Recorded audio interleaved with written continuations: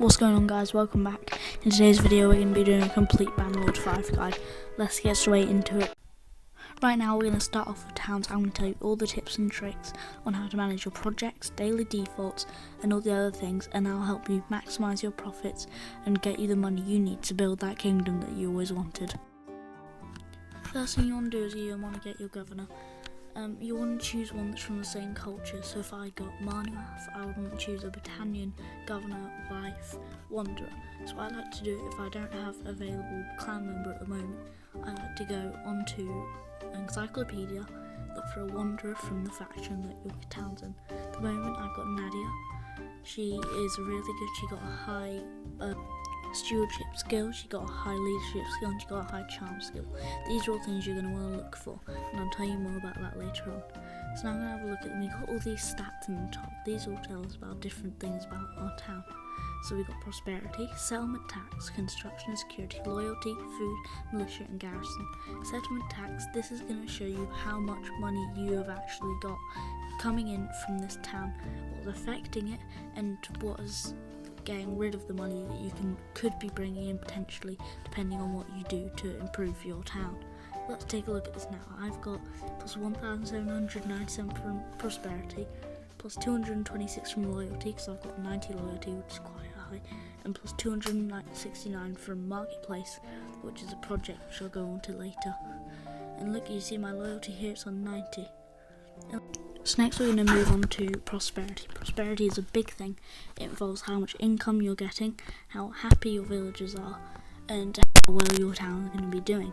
I've got many things that are increasing my prosperity, and my prosperity also increases my settlement tax, as I mentioned earlier. These things are great. These things are going to be things you want to focus on this top tab real quick. So you see right here it says that my people are relatively humble, and they like the wisdom of the rulers, who is me at the moment, which I'm happy about. And the people are happy that I'm running a town and I've got 5,000 prosperity, which is really, really good. This is something that you really, really want. Next, moving on to construction. Construction is something that you need to use to build projects. Projects is just the one below. Not for daily defaults, only projects. Use construction to do that. Higher construction is, the faster it will be created. So what we're going to want to do with construction is you're going to want to build stuff like workshops to get it up. Okay, and construction is also affected by stuff like loyalty. You see my loyalty was 90, and high loyalty adds 14 construction. I guess that means that people just want to work for you better. Also, my companion Nadia, who is the governor for this town, adds some construction and adds some loyalty, which is going to help me along the way. So you see, if I was to activate one of these, say forum, I'll put on it. Since when I got the town it was already quite finished, but I just cancelled it. But you see, 90%, 2 days left. Okay, this can also be contributed by reserve, but more on reserve later. So have a look here, and it says 1.5 to owner's influence, but underneath that it says cost 4,000.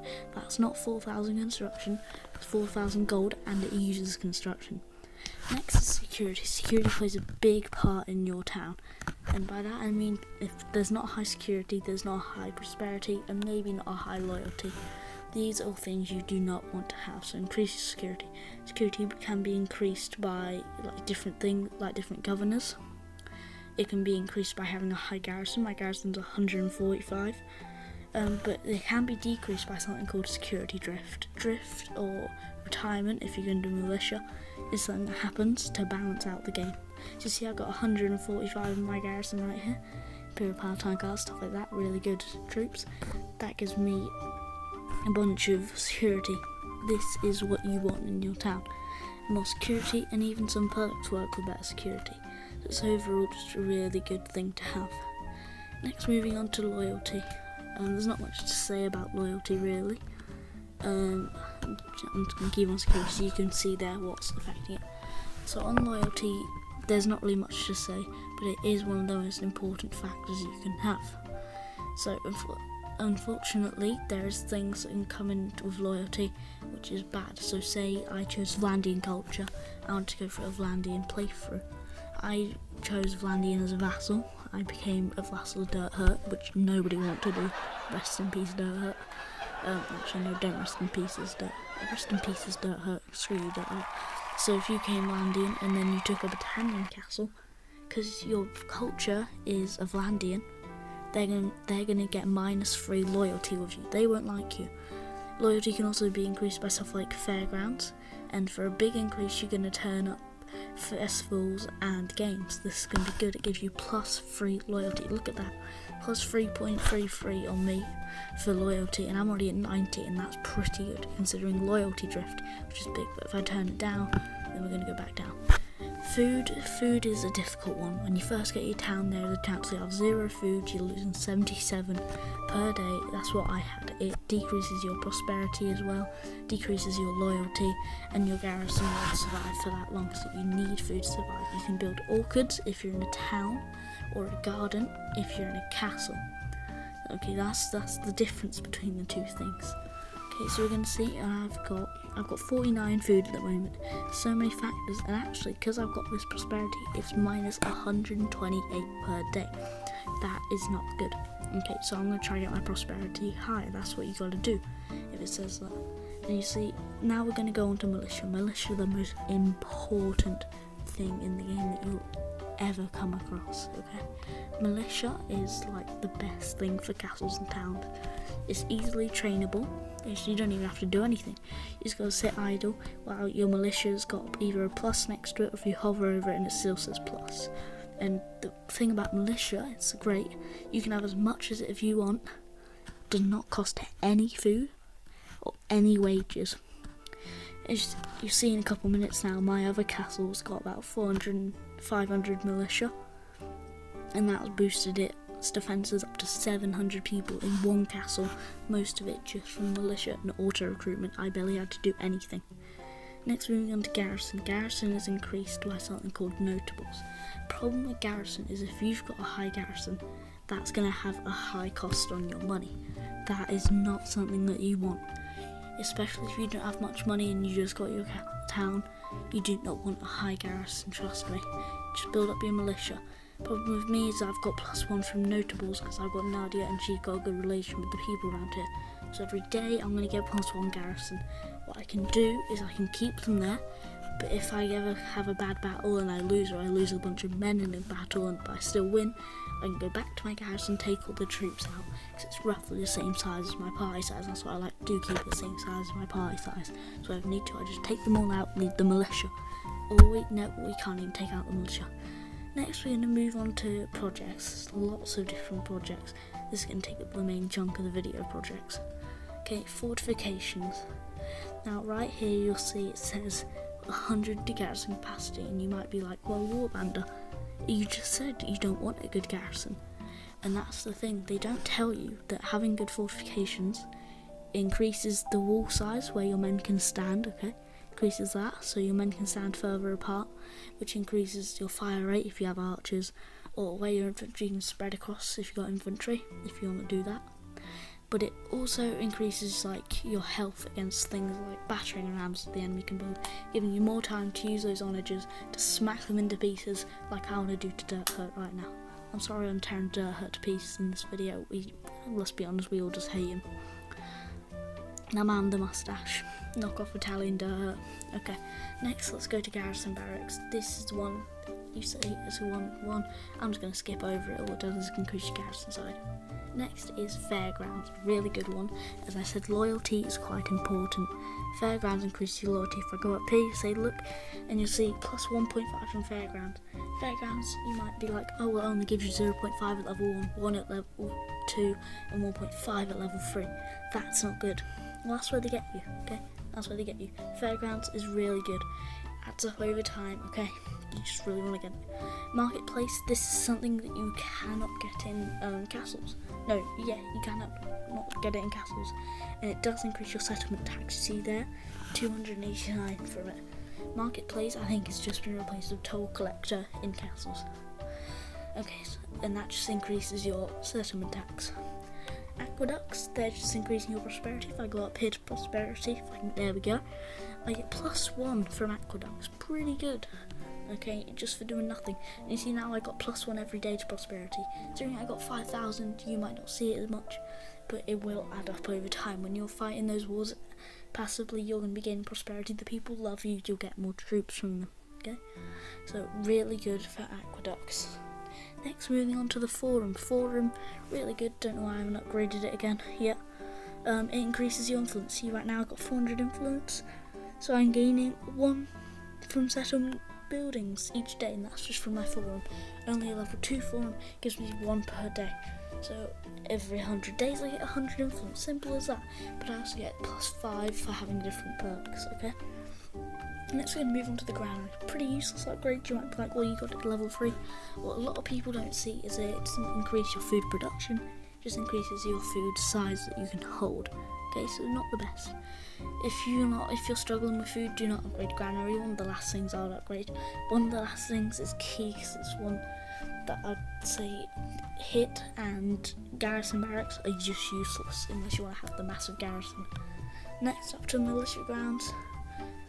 As I said, militia grounds is pretty good. So you can see there, militia grounds plus 1.5 bonus to militia. Pretty good. Okay, that will add up over time. Like I said, you're fighting the wars, your castle's passively gaining troops to defend it for you. You don't even have to be there. Okay, pretty good. Next, moving on to siege workshop. Combine this with a couple of skills, you are gonna be Gucci for any siege. Anytime you're getting besieged. I've had it at points where my onagers have just been immediately completed and we just tear through the enemy. Sometimes it means that you can ambush them. Ambush is quite good because whenever you leave the ambush, it forces the enemy, no matter how many siege engines they got, to attack you. So you can take down all their siege engines in the ambush before all their troops come, and you can stop that. Okay, it's pretty good. Okay, I definitely advise upgrading your siege workshop. Just keep it there so you can see the bonuses. For example, I talked about that. So this is a workshop dedicated to sieges, contains tools and materials to repair and build walls. So if they prepare trebuchets to break down your walls, you're going to repair them walls quite fast, quite quickly. They don't really have a good chance to get through them. And if you ambush, then you can stop them from doing it by breaking their onagers who are breaking or bringing the trebuchets. Next is workshops. Workshops quite important. You see up there, I've got a construction of 127. That does increase my construction. You'll see forum 2 days because I've got high construction. Okay, high construction, faster you complete stuff. Really good. Definitely recommend it. So it goes 3, 6, 9 in the upgrades. Okay, so it's really good. And say fortifications, that'll take usually 200-400 days to get up to level 3. But if you've got a higher construction, it can be lowered down to as little as 50 days. You might be like, well, that's a long time. That's 2 seasons. But for a really good wall, that's pretty good. Okay, next up is training fields. Another one of them useless ones, I must say. Okay, never recommend getting it. You might be like, oh well, you've already said that 3 can build up over time. With XP, when you need 1,200 to get an Imperial Bucalari, I think that's how you say it, I don't know, couldn't care less. 3 XP per day, it's not really going to be good. You're going to be dead by the time they get the XP to do it. Okay, not really good. Don't recommend upgrading unless you've upgraded everything else in your town you've bought. Okay, so not the best, but if you want to. Orchids, I don't know why I'm being stupid in this playthrough. Don't have enough upgrades into it. It increases your food. See, in the food at the moment, I'm only getting 3. If I put that on, 16 days it will take. That relates back to my high construction. Let's go, boys. Okay, so food. See, that's giving me 6 for settlement buildings. And that is what you want to see, okay? That is definitely what you want to see. 6 plus. If you get that good plus in the food, that's good. That's good. And a quick way of doing it is just you go buy some grain from the nearest town and then sell it to them. That's quite good. Don't buy anything else but grain. Now moving on to the daily defaults. If these are a common misconception, these only work if you have nothing working. So you see housing here increases prosperity. Prosperity +1, +2. Okay, take it off it, +1. Okay, now let's go down to militia. See, militia, if I take it off train militia, take it off festival and games maybe. No, I'll just keep it on there actually. Militia, you go down, you'll see. If I take it off militia, it will go -2 militia, okay? -2 militia, it's really not what you want. You don't want to be losing militia. It can happen because if you get too much, like I've got, the game will be like, this guy's OP, they put a retired buff, which over time, the more you have, the more you lose at a time, the more you have to work. Next is festival and games. Already covered this. Gives you more loyalty. Really good. Really good. Yeah, just overall, it's really good to have. A nice thing to keep by you if you ever need it. Definitely recommend festival and games if you just got your thing. Next, irrigation. So just if you want to get your village growing, you want to get your villagers to have more power, stuff like that. You want to be able to defend your villages easier. It's just overall if you want to get your villages upgraded. Okay, so definitely recommend irrigation. So housing for prosperity, militia for militia obviously, festival and games for loyalty, and irrigation for upgrading your villages. Okay. So up here you can see, if you can actually read, you can see shops in the settlement. I've got a wine press, a tannery and a brewery. These will over time just increase prosperity, I think. And then you see my bound villages, what they do, how much militia they got, how many defenders they got, and what they make. So I've got 2 grain villages and a cantonary charger village. So that's what they're making, and they're taking that to my town to sell, which is really good, especially grain, because that means my town's producing a bit more food. So if we were to go on to food again, if you were to go back in the video, you'd see that I'm gaining 6 from each village, which is a quite nice thing to have, okay? Real nice thing to have. Something you want to do. Common misconception is, how do you get prisoners? It's easy, you just go to dungeon, you go to manage prisoners. And then what you can do, if you've got a town, you can just take them all out as they gather there over time. This is just a quick money method, a quick little thing sneaked in there for you. And then look, just like that, kabam! You've got yourself 11 grand for free. Next we're going to move on to my castle. My castle, pretty much the same. Obviously they've changed the marketplace to a toll collector, and they've added something new, the castellan's office. Now right now you see my town is not doing well, so you might be like, why should we take advice from you? Your town is doing horribly. Sorry, my castle, sorry, I'm stupid. So you see I've got my brother, Nathaniel, so originally named Nathaniel, so I named him something else. And you'll see that he's doing a lot of stuff, he is helping me a lot. I put all of his skills into stuff like steward, leadership, charm, stuff like that, okay? Just stuff that you want to have in a governor, okay? And he is a really good leader. Look at that, 478 militia, I'm losing 3 per day, because I changed it over to housing, just to show you guys this. Prosperity, you'll see I am losing some per day. I am actually losing 0.2 per day, which is not good, so I'm going to want to find a way to get that up. So once this village is ended, I'm going to get that up, and I'm going to sort that out, okay? You can see my construction. You don't have to have, yeah, I forgot to say prosperity. You don't have to have as much as in construction, or as you would for a town, or prosperity. Prosperity, you have to have like a fifth. And you see your reserve over here. You see, instead of using 500 dinars, if you notice in the last one, in the town you use 500 dinars per day. Here you use 250 dinars per day. And you see, because I've got really bad construction, it takes me 274 days to get a level 3 wall. I told you in the town. You may not believe me, I told you a lot of time to get that wall, okay? But it's really good to get a town that's got some good walls already. You see, toll collectors, just a renamed version of the marketplace for a town, okay? And you get the castellan's office, okay? That is not available in town. Zero availability, okay? So you can do that, but it's only one upgrade. You can't upgrade it any more than once, okay? And that just reduces your castle's wages by 10%. Other than that, it's all the same. Gardens, they're just a renamed version of the orchard fields, I think they are called. Orchards, I don't know. Orchards, whatever you grow the apple fields on. Militia grounds, same. Workshops, same. For some reason this castle's really unupgraded. All the daily defaults are the same in every castle and town. You're not going to get them different anywhere. I got lucky. Well, not lucky, there's only 2 castles in the game that have it, but you can get a castle that's only got 1 village, which is not the best to get, you know. Decreased food. You see, I've got 0 food at the moment, -2, and that's going to be killing off my garrison quite quickly. I'm doing good for now, so you see I'm going to put on housing just to get my prosperity up, because I got enough militia that I can tank the -3 per day.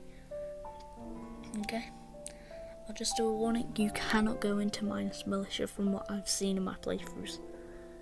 I've gone to 0, never minus, okay, so yeah. So I've got my brother, he's quite a good governor. See up here, there's no workshops. You cannot get any workshops, any woolery. What am I speaking? Englandish? You can't get any wool stuff, anything like that. Okay, another thing I want to keep you a tip and trick. If you want to get the noble line of any faction, Britannian, Vians, Imperial Queets, Flandrian Banner Knights, anything like that, you need to go to any castle, and you need to go to that castle's villages. Okay, that castle's villages. See, this village I'm at right now is not bound to Zionica, it's bound to Onica Castle. Okay, if I were to go over to Onica, you'd see. It's also got just, what do you call it? It's also just got the villager recruits and a lot of horse. Jeez, a lot of horse, and take them all. Take the lot, okay? Take the lot. And you'll see if I would go to like a village in Poros or something. Let's go to a village in Poros, yep, here we are. And you see, wow, no vigilant recruits, no equites, no heavy horsemen.